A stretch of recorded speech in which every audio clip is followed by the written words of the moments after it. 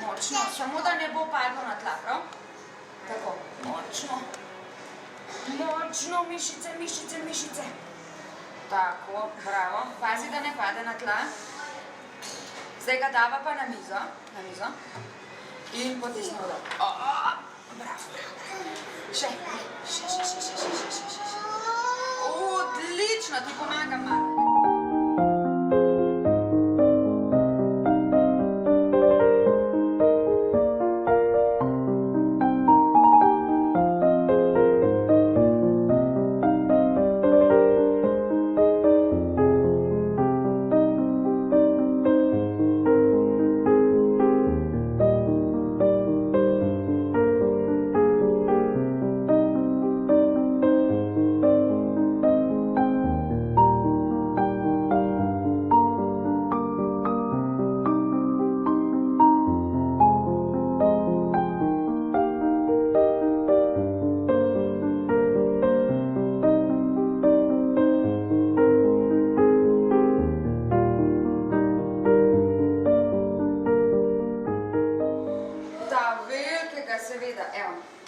Zdaj pa, Mila, mi ti povej, katero barvo bi rada izbrala. Oranžno ali rdečo. Rdeča kot kri, ne s čopičem noter? Zajemalko bova šli noter, ampak poglej, kako je rdeča. Kot kri. In kot rdeče jabolko. Pa bova uporabili tole zajemalko, poglej. Zajemem, bom kar jaz dala not, pa boš ti pomešala pola, prav?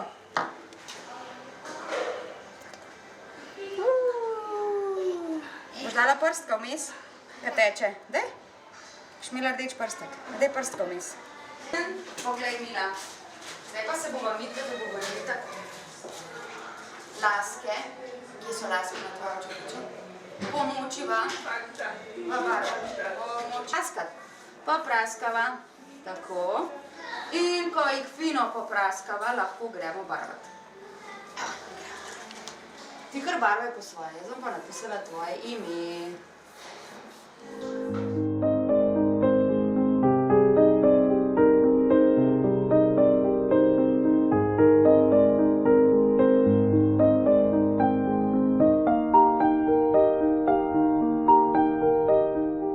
V mestu se lahko otroci igrajo, torej spremljevalci, lahko ostanejo v varstvu, se igrajo z animatorji.